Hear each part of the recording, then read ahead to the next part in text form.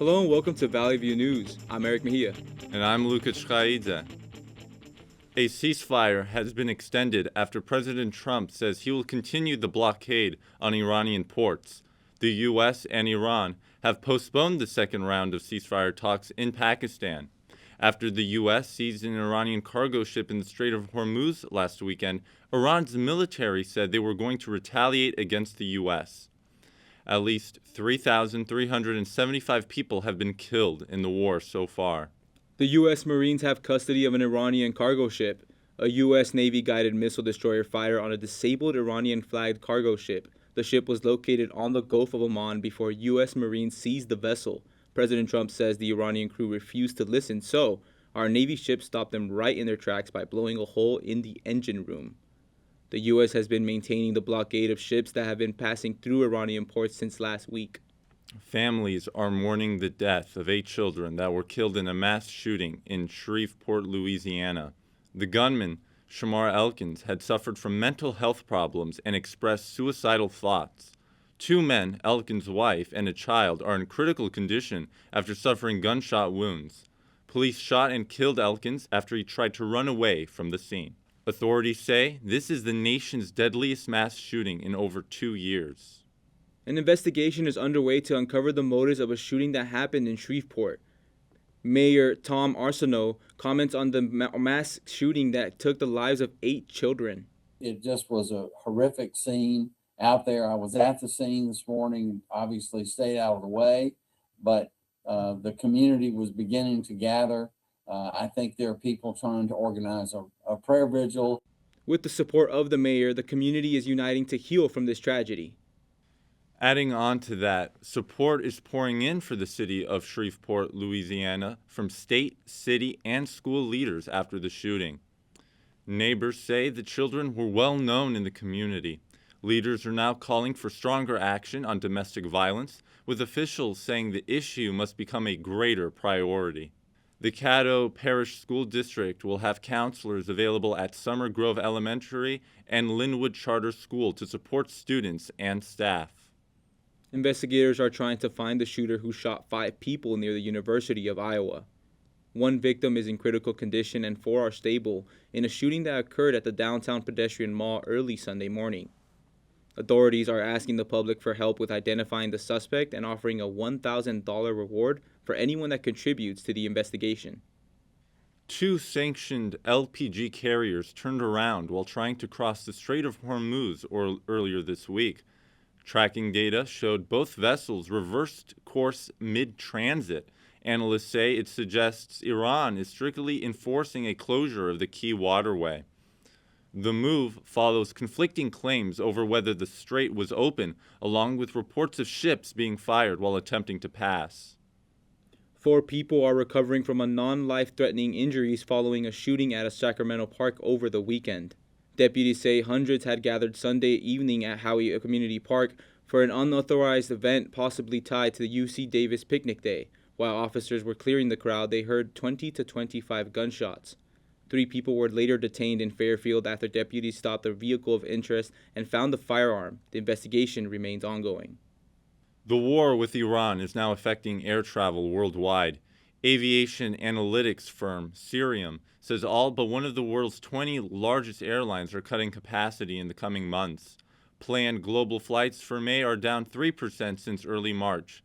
Brent crude briefly topped $100 a barrel, while jet fuel prices have nearly doubled. Industry leaders warn shortages could lead to cancellations in Europe, while some airlines in Asia have already reduced flights.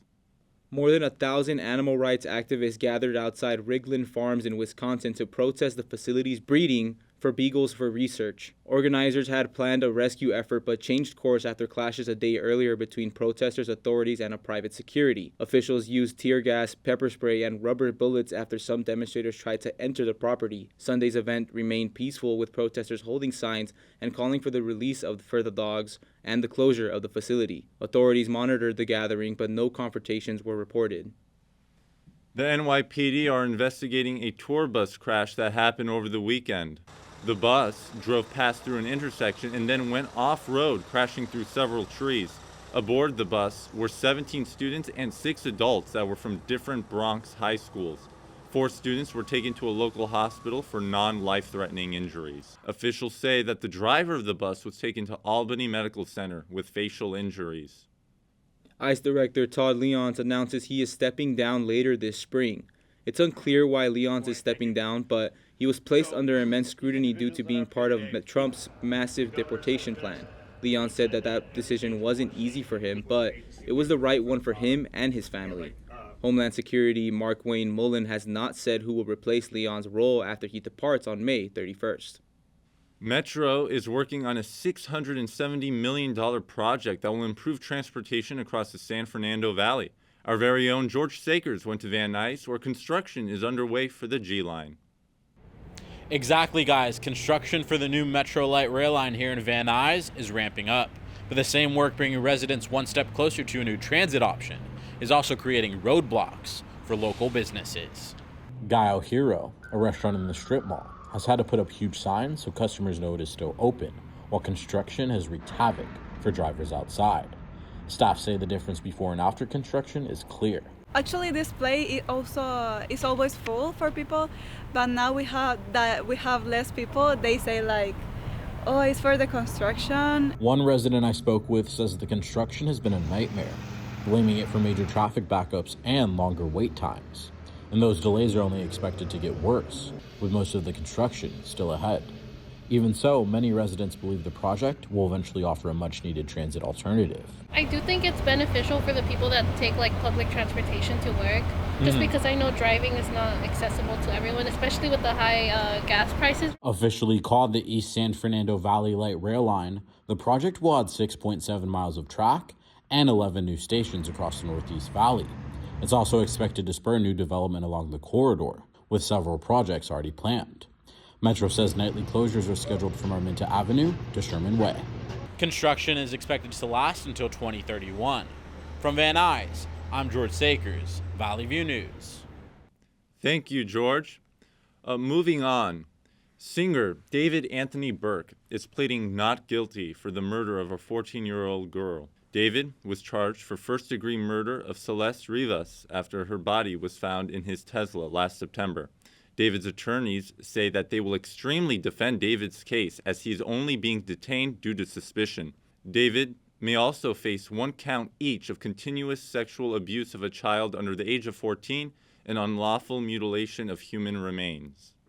No injuries are reported after a hot air balloon filled with 13 people landed in the backyard of a Temecula home. It happened on Saturday around 8:30 in the morning when the hot air balloon had an emergency landing with one person shouting. They were in someone's backyard in a video that was later posted on YouTube. Shortly after the incident, both the crew members and homeowner helped to get the balloon back in the sky. Phil's Coffee is bringing back its pride flags in their stores due to the major backlash they received after they removed the flags from their shops. With this decision, the CEO of Phil's Coffee apologized to the LGBTQ community and said that it was a mistake for this to happen. Kelly Robinson, who is the president of the Human Rights Campaign, celebrated the decision by saying that LGBTQ people should be a part of every community. The company now has pride flags across the majority of their locations. A look into the Super Mario movie surpassing box office records and the NBA playoffs. Stay with us. I don't remember how it started. Go to that. Our back and forth. It always came back. Dad! You probably don't remember what you told me, That was perfect. but I heard every word.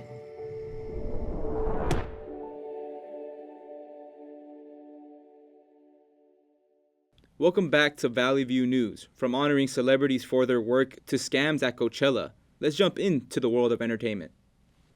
Eddie Murphy received a standing ovation after being honored with the Lifetime Achievement Award from the American Film Institute. The actor, known for iconic roles in Beverly Hills Cop, Coming to America, and The Nutty Professor, including the Shrek franchise, received the Institute's highest honor for his contributions to film. Murphy was visibly emotional as fellow actors and filmmakers gave him a standing ovation. During his speech, he told the crowd, I wish y'all could feel what I'm feeling, see what I'm seeing.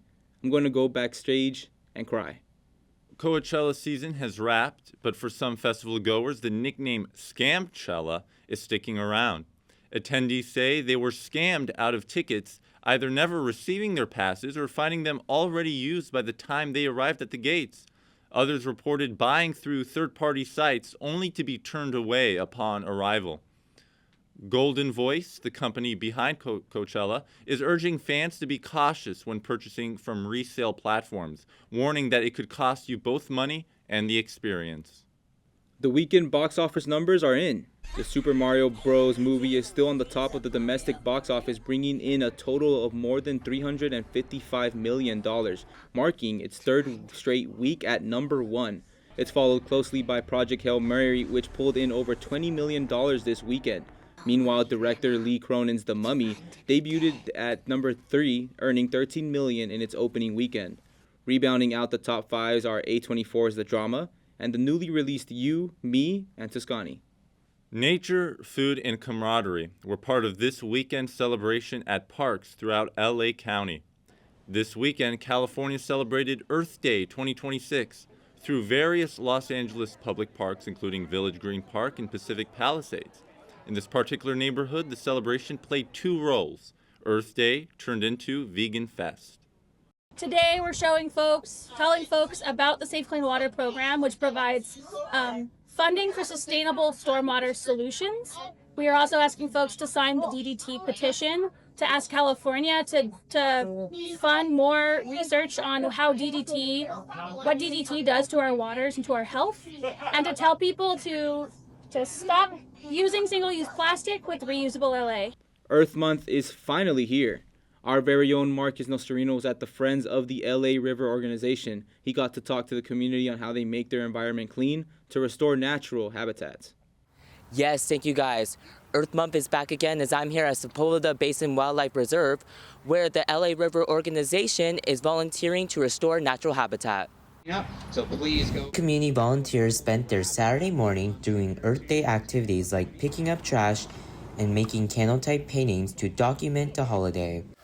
So for strategic communications, I'm in charge of getting our message out to folks, not just the work that we're doing, but also making sure that events like today get to the community and so folks can come out and volunteer with us. Picking up trash on the floor, this is how volunteers clean up their planet as well. We're going to be picking up trash to help clean our environment. Yeah, we're picking up trash to clean the environment and save the river. Guests also had access to volunteer booths and got to go inside a little exhibit on what the planet is really about. It is so important. Earth Day is an incredible day to be able to give back and support, as is Earth Month, the entire month of April, but we like to say that every day is Earth Day. We always want to make sure that we're protecting, sustaining, and everything we can do to protect the planet, to protect our local neighborhood, our local watershed, so we can continue to have all of this beauty for the rest of our lives and future generations as well. Well, I mean, it's very important because we take a lot of resources, everything we need to live, like air, water, we take it from, the existing resources, so we need definitely to care and also to make sure we, give back and restore everything we used. From having different types of Earth Day treats like acai bowls and smoothies, everyone got a really fun learning experience by giving back to their planet. The Friends of the LA River organization has more events for people to volunteer at so they can help restore their planet. Reporting from Van Nuys, I'm Marcus Nocerino for Valley V News. Back to you guys in the studio. Thank you, Marcus. Eric, what were your thoughts on the Lakers' Game 2 win against the Houston Rockets? Honestly, just seeing LeBron at the age of 41 taking the Lakers to a 2-0 commanding lead into Houston is just, what more can you ask for as a Laker fan? Yeah, LeBron is just unbelievable, and let's see what they're going to do for Game 3 and 4, but we'll have more on that with Habez. Yes, guys, the Lakers are playing great ball right now in the playoffs. Very important. The Los Angeles Lakers took a commanding 2-game lead after defeating the Houston Rockets 101-94. All-star Kevin Durant made his return to the hardwood after missing a game of the series. James led the purple and gold to a crucial win, scoring a game-high 28 points, tallying 8 rebounds and 7 assists. LA's newest sensation, Luka added 23 points and 6 rebounds. The Lakers take momentum as the series shifts to Houston for Game 3 and 4. More NBA playoffs. The San Antonio Spurs are back in the NBA playoffs, led by Defensive Player of the Year Victor Wembanyama. Wembanyama powered the Spurs to a 111-98 victory over the Portland Trailblazers in Game 1, dropping a game-high 35 points.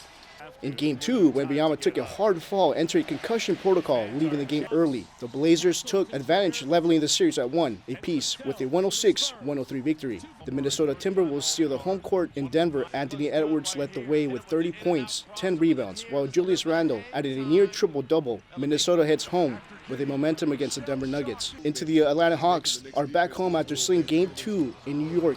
CJ McCollum dropped 32 points, helping erase a 12-point deficit against the New York Knicks. And the Boston Celtics were stunned at home, dropping a Game 2 7-seeded Philadelphia 76ers. Rookie VJ Edgecombe made history, becoming the first rookie since Tim Duncan to record 30 points and 10 rebounds in a playoff game. The series now shifts to Philadelphia, with Boston looking to reclaim the home court advantage. Now to the puck, as the NHL playoffs are in full swing. The Los Angeles Kings are on the road for Game 2 of the series. The Kings fought it out after regulation, but Nicholas Roy scored a game winner as the Avalanche survived into overtime to win it in a dramatic fashion, 2-1. Colorado leads the series 2-0. The Zero moves back to Los Angeles for Game 3 and 4. The NFL Draft kicks off this week as top college athletes will be looking to bear their names as they'll be called by Commissioner Roger Goodell. The projected number overall pick, Fernando Mendoza, was seen throwing out the first pitch at the Marlins home game earlier this week. The Los Angeles Rams hold the 13th overall pick in the first round, and the Chargers hold the 22nd overall pick. Both teams will be looking to add quality rookies into their playoff roster. Well, before we go, Habes, what are your thoughts on the Lakers-Houston Rockets series? Do you think the Lakers can win Games 3 and 4? If the Lakers have a potential to actually advance, if they win either Game 3 or 4, they're playing great ball right now. So hopefully they win one of those games. And then before, just maybe swaying a little bit off of like what you talked about, but I know we saw Arsenal and Atletico Madrid, who both lost last weekend, and now they're going to play each other in the Champions League. Any thoughts on that matchup? Yeah, I think that matchup is going to be great. Champions League is always a crucial night for both teams, and I think Atletico Madrid might come out swinging. Sure. Thank you so much, Javis. When we come back from the break, a ballet school making ballet inclusive to everyone. We will also have an interview with a guitarist. Stay with us. Shaping up to be a chilly week. I'm Leyva, and I have your forecast coming up after the break.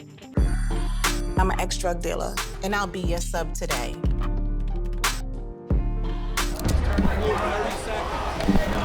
2 milligrams of fentanyl can be lethal. A lethal dose is in here. Who gets it, I won't know. It's cheap, it's potent, and it's profitable. The sad reality is fentanyl is being mixed into everything now. More kitchen now. What I thought was a complete life was nowhere near complete. But it is now. Learn about adopting a teen at adoptuskids.org. Welcome back to Valley View News. Our weather was a little all over the place last week. Wouldn't you agree with me, Luka? Yeah, I mean, last week we had warm weather. Yesterday we had a little bit of rain, and now it's supposed to be chilly this weekend. I'm just wondering if it's going to be a little more steady or not. I mean, actually, Alan, can you update us on the weather? Thank you, Luka. Thank you, Eric. It's shaping up to be a cloudy and chilly weekend and week heading into next week. But let's take a deeper dive into the forecast. In the San Fernando Valley, it's going to be mostly cloudy throughout. We'll see mostly cloudy skies this weekend, with Saturday staying cool. Highs are expected in the mid-60s. As we head to downtown LA, expect more of the same with some warmth. Saturday brings a cloudy day with highs in the upper 60s and lows in the mid-50s. Sunday through Wednesday brings partly cloudy skies with highs for the stretch being in the mid-70s, lows in the mid-50s. If you're looking for a tan, this might not be your week. As we head to the beaches, they'll be a bit cooler than normal. Saturday, we'll see some morning clouds followed by some sunshine from the afternoon on. Highs are expected in the low 60s.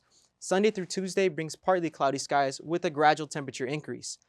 And in the Inland Empire, expected to be warmer than most. This weekend, we'll see cooler weather. Thursday and Friday are the hottest days of the week, with mostly sunny skies across the inland with highs in the high 70s. Thursday and low 80s on Friday. Both days have a low of 50 degrees. It's shaping up to be a gloomy week across Southern California. Luka, Eric, back to you guys. Thank you for that, Alan. April is International Guitar Month. Our very own Marcus Nocerino interviewed Michael Gullo, a professional musician that has played guitar with Pepe Romeo and Anna Vidovic. Let's take a look. Thank you, Erick and Luka. April is International Guitar Month. I'm here today with a professional guitarist named Michael Gullo, who's performed at Ventura County Classical Guitar Society and has collaborated with Pepe Romero and Anna Vidovic. He's here today to talk about his journey as a professional musician. Michael, welcome to Valley View News. Thank you very much for having me. Appreciate it. Yeah. So talk to me how you got started as a musician. Well, it's pretty funny. I do classical guitar, but what inspired me to pick up music in general was I saw the American Idiot music video on MTV when I was 11, and I wanted an electric guitar.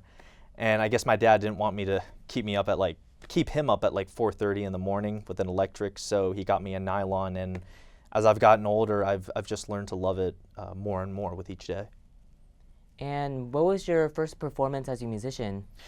Very first time I was doing open mics for the Ventura County Classical Guitar Society at the age of 14. And I was very nervous. I could barely speak in front of people, but it was enough. I would just play one piece, and the very first time I did it was, I want to say 2014. So I guess that's technically the first time I've played in front of people, I would say. And were you nervous, like performing on stage? During that time? During that time, absolutely. It was the first time I ever did it. I was just a high school kid. I didn't really understand anything about stage presence until I was working with my teachers, of one of which being Christopher Parkening from Pepperdine University, actually. And what did you learn from Christopher when you were studying at Pepperdine? A lot. How much you got? I learned everything from how to play the guitar, intonation, to even just stage presence and how I would present myself, how I'd present the audience. He essentially just helped me to mold everything from what I'm saying to the audience to what I'm playing to the audience. I see. And what was your favorite performance you have done during your career? Oh, wow. The one I would say that still sticks with me to this day that I loved was I had performed with my hometown's orchestra, the Moore Park Symphony Orchestra, and I did an entire performance of the entirety of the Concerto de Aranjuez by Joaquin Rodrigo. And that, to me, I feel like was one of my pinnacle performances. It still just stays with me to this day. And you performed at the Ventura County Music Society. Tell me how you got involved with that performance. It was kind of interesting because my parents were trying to get me to perform because I was seeing one teacher move to another, and what ended up happening was that they weren't giving me opportunities to perform, which was the whole point. So they were just searching online, and they came across the Ventura County Classical Guitar Society's website, said that, even if you've never played, you could just play like one or two pieces for, other classical guitarists. And that's how I kind of got wrapped up into it. They just happened to come across it online, and they've been a very supportive community of my journey for all these years. Nice, nice. And what is your favorite piece you've performed on stage? Oh man, that's tough. I want to say Cavatina by Stanley Myers. If you're not aware, I'm not sure if you're familiar with the movie The Deer Hunter with Robert De Niro. It usually shows whenever the harsh reality, because it takes place during the Vietnam War. And usually they would perform that piece whenever one of the main characters was trying to reel back from something traumatic happening from the war.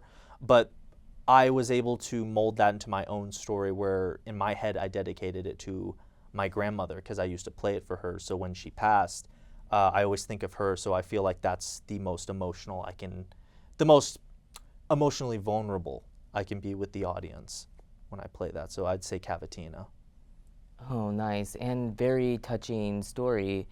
And you have collaborated and performed like with artists like Ana Vidovic and Pepe Romero. Tell me how you got started playing with them. Oh, well, I mean, I didn't collaborate with them. I wish I could. Well, working on it, right? I did have the honor of being in master classes with them, one of which I got to learn under Ana Vidovic and Shufei Yang, who were both very, very well-established female guitarists. And I was able to do a master class where I learned from both of them at the same time. And Pepe Romero, I got to learn under him with 2 members of his family because he performs with his family called the Romero Quartet, and I got to perform with him and a couple members. Well, not perform, but I got to learn under them. And I learned so much from them, just as much as I've learned from Christopher Parkening. And is there any musicians that you want to work with in the future? Tons. I mean, I would say one of them would be Andrew York.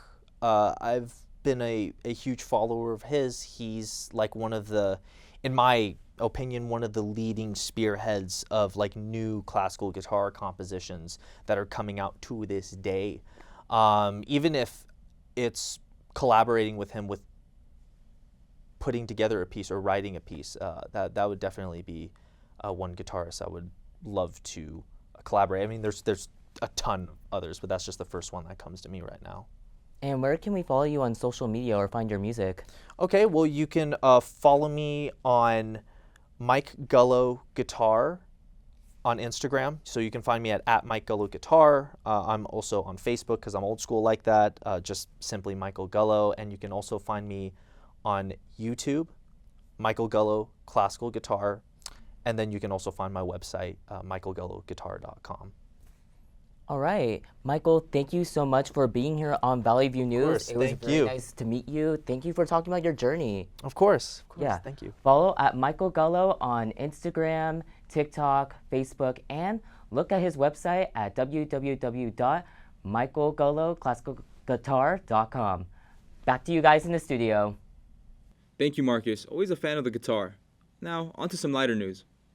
3 medical students at New York City's Icahn School of Medicine at Mount Sinai are using ballet to help children with autism grow in confidence and mobility. The students created ADAPT, a free 12-week dance program for children ages 7 to 12. They raised the money, secured a studio, and launched a class last year with Mount Sinai Seaver Autism Center. Experts say ballet can improve coordination, movement, and social connection. Parents say they've already seen changes after just a few classes. Students say the program gives them confidence, friendship, and a place where they feel safe. What a great story. That's all for us today on Valley View News. I'm Erick Mejia. And I'm Luka Chkhaidze. For updates, follow our YouTube channel at Valley View News and our Instagram page at Valley View News CSUN. Thanks for watching.